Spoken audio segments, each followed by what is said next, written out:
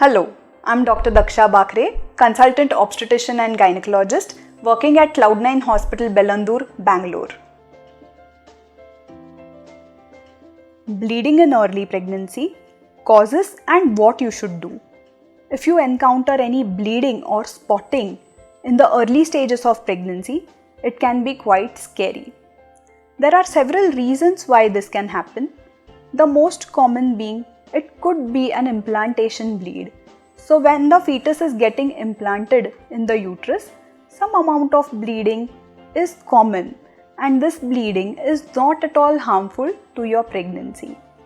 The second cause of bleeding in early pregnancy is if you have done any strenuous activity, gone for very brisk walks, lifted any heavy weights, have travelled or have had intercourse.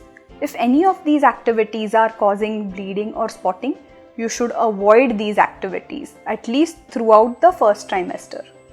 The third cause of bleeding in early pregnancy is that it could be a feature of miscarriage. In that case, you should meet your gynecologist. They will conduct certain tests, ultrasound scans, and guide you in a certain way regarding it. The fourth cause of bleeding in early pregnancy, and the one which we do not like, is a possibility of an ectopic pregnancy.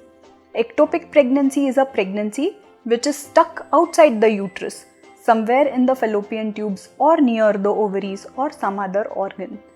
If the bleeding has happened because of the ectopic pregnancy, then the doctor would want to monitor you very closely. So what should you do if you experience bleeding or spotting during early pregnancy?